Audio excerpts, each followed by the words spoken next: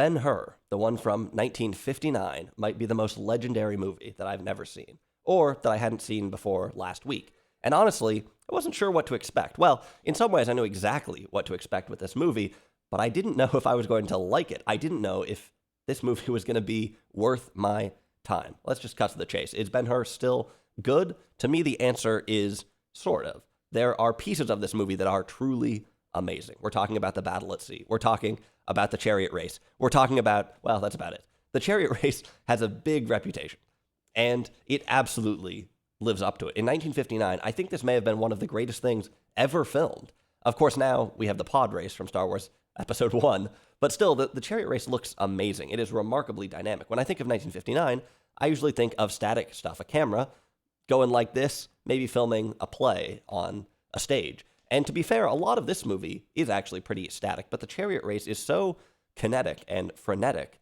it's hard to believe it's from the 1950s. And it's not just good for its time, it's amazing today. In fact, in some ways, it's something you couldn't make now. In some ways, the CGI we have today and the guidelines about not injuring animals we have today make this an achievement that's sort of locked in the past. Obviously, there's a ton of trivia and production history about this movie. I'm going to leave most of that to Wikipedia. It's been pretty well documented.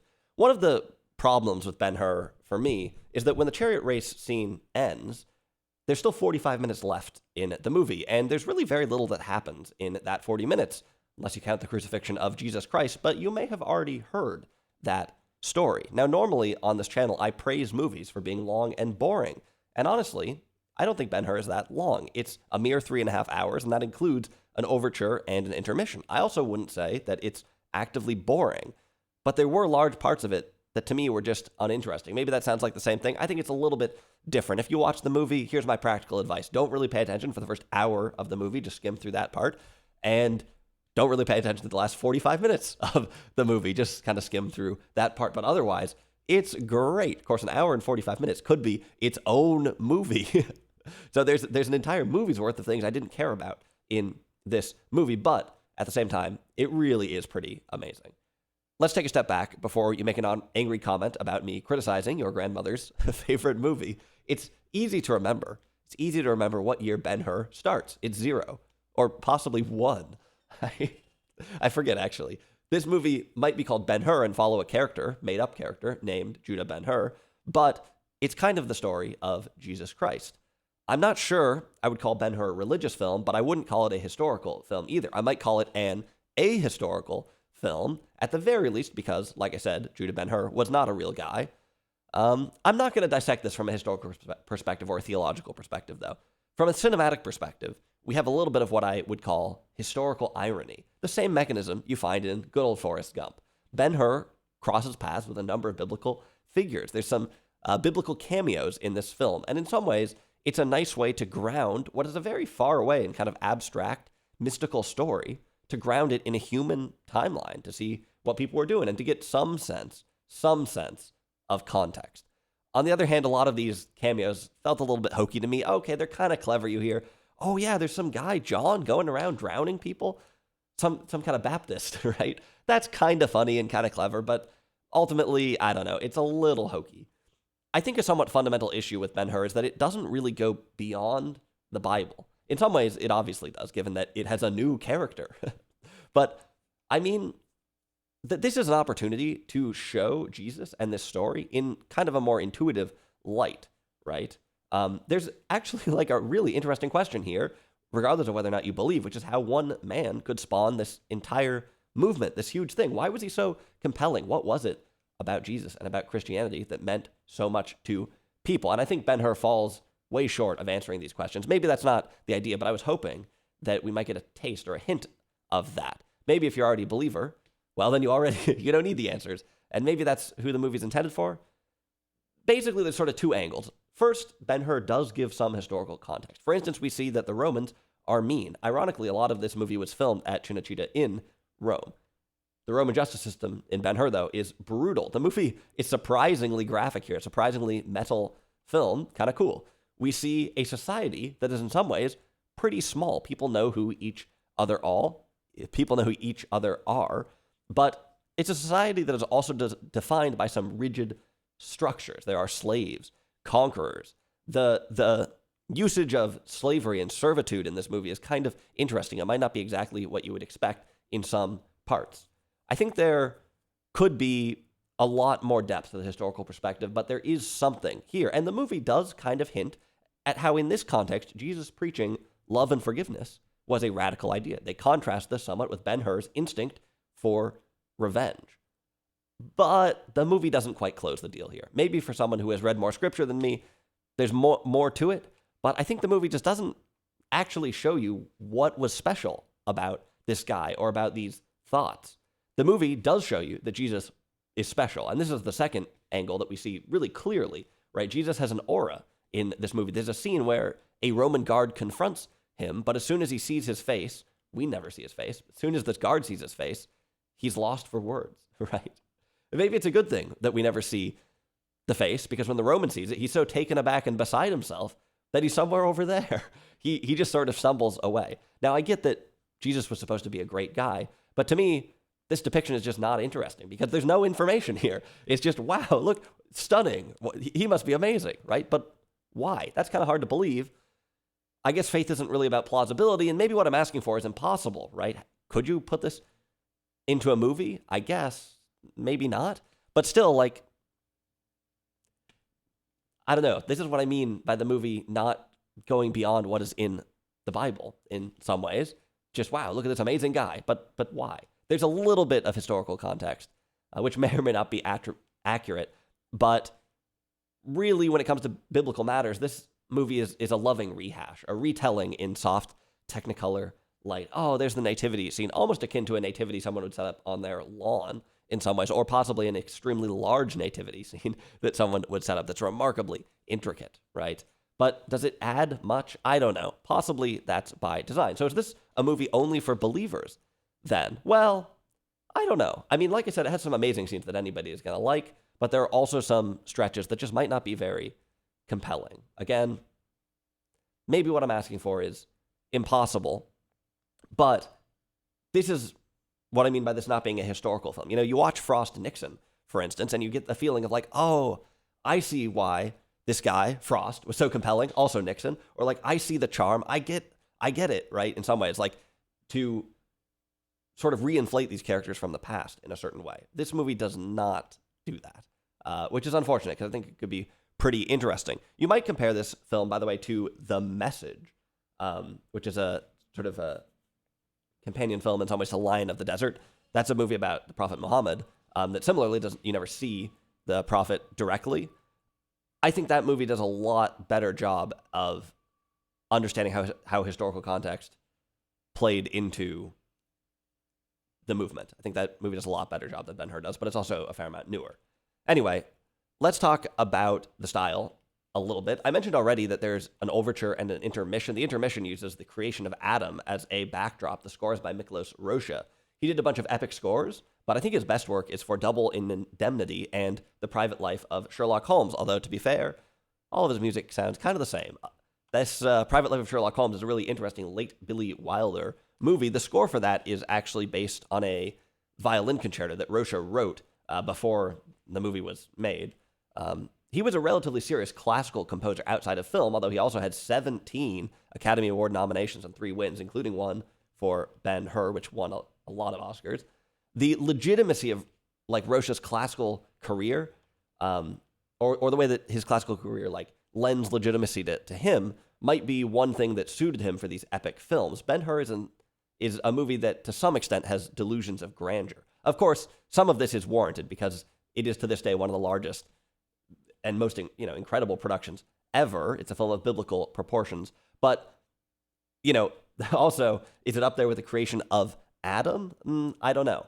I think this is sort of a fundamentally pretty mainstream movie, which is okay. I don't have a real complaint here, but it's interesting to see how the trappings of other more traditional media are pulled into this, right? And how the epic film is kind of, like, this is not an adventure film in a way. It's aiming at something a little more grander and a little bit more refined, hence the big classical score and some other aspects of it. If you've seen other epic movies from the same period, Ben-Hur is going to seem familiar in a lot of ways. I watched El Cid a couple of years ago. I sort of got the order of watching these two movies backwards. And actually, in some ways, I think El Cid is better. Interesting that we have two movies where Charlton Heston is not playing a Christian. I mentioned this already, but these epics tend to be kind of static at times, a bit theatrical, almost Shakespearean, right? Fairly long scenes. Ben-Hur has long scenes, but it does have some big jumps in between them, some very hardworking cuts that move the story forward really well. We skip through years at a time in this movie, and the cuts actually are really slick. In some ways, there are parts of this movie where it feels like, man, why are we sitting through this whole conversation? Why are we here for this whole thing? But it does do a good job of pushing the plot forward in some ways. One thing that's odd about this movie, though, is that it delays the inevitable a lot. For instance, Ben-Hur meets a woman that he thinks is pretty, interestingly played by local actress Haya Hararit. Ben-Hur says, should I marry this woman? Nah. Well, 2 hours later, you'll never believe what happens, right? I don't think that's a spoiler because it's so obvious. He meets a sheikh. This is probably one of the weakest and most dated characters in the film, but he meets a sheikh, and the guy says, hey, want to race my horses against your mortal enemy? And Ben-Hur says, nah. Well, 30 minutes later, he's doing it. Why do they do this in the movie? It's like everything that comes across. Most people, you watch the movie today, you probably have a pretty good sense of what's going to happen. You know there's going to be some kind of chariot race in it, right? So, of course. Or, there's another angle where a guy asks Ben-Hur, oh, do you want to come to Rome with me and help me race my horses and fight and things like this? And he says, nah. And again, this is going to happen. Like, even if you had no idea about this movie, it's sort of obvious what's going to happen, but the movie just stalls constantly. I'm not sure if this is a deliberate mechanism for building tension, could be, or for making Ben-Hur, the character, seem more deliberate as he's considering these things. I don't know. Either way, it's kind of annoying. Anyway, we're supposed to be talking about style. Almost as soon as you start the movie, you get a sense of the scale. There are some early shots of troops marching through the hills, and you are so used to this being a matte painting, for there being foreground and then just something totally static in the background. But here you can see this long column of troops moving and moving and moving and moving. Depth is a big thing in this movie. That's one of the most fun things to do while you're watching it, is sort of peer through the background and see just all the resources that went into it. Most of this film is nicely composed. Besides all the big action stuff, it's a nice movie to look at. You'll probably get a sense of most of this if you watch it, or if you already have. In some ways, this is kind of the ultimate Hollywood film, for better or worse. I guess it's sort of hard to beat Gone with the Wind, a movie that had its hooks so deeply in mainstream American psyche, again, for better or for worse. Well, here, forget about the Civil War. We're going to make a movie about something even more American, some guys in Jerusalem, the Bible, right? In the opening credits, the author of the book's from 1880, the author, Lew Wallace, is listed as General Lew Wallace. How many movies do you have where someone is credited as a general? He was a general, but he died in 1905, so don't know if it was a personal demand that he be credited in that way. This is, in a lot of ways, just a suffocatingly mainstream film, suffocatingly sort of 1950s movie. There are a lot of movies of this era that are kind of subversive. Even the ones that seem quite mainstream might have some interesting undertones to them. Ben-Hur, not really. This movie is pretty aggressively going in on the family unit, for instance. In fact, the whole plot can sort of be seen as the establishment of the family unit, which would describe just about every classic movie out there. There's some fairly staunch defenses against polygamy. For instance, this is one of the things that comes up with the Sheikh, but it's sort of a borderline pathetic scene. One interesting piece of this movie is that it shows the Christians as underdogs, right? Well, in 1959 in the U.S., I don't think Christians would be described as the underdogs. So it's an interesting bit of, I won't call it propagandizing, but let's just say gymnastics to transplant them back to sort of contrive this story, which, is based on reality to some degree. Create the story, contrive the situation where they are embattled and at risk. And that's actually a narrative strategy that we see even today, as some of the parts of this country that are sort of most prominent, most privileged, repaint the story in some ways to make it seem like they are under attack. Anyway, you can probably tell that I have somewhat mixed feelings about Ben-Hur. There are parts of it that, like I said, in 1959, were probably the greatest thing ever filmed. I mean that seriously, right? The greatest thing ever filmed, right? And there is really something to this movie. It is surprisingly snappy. It doesn't feel too old. Surprisingly graphic, surprisingly intense, pretty engaging.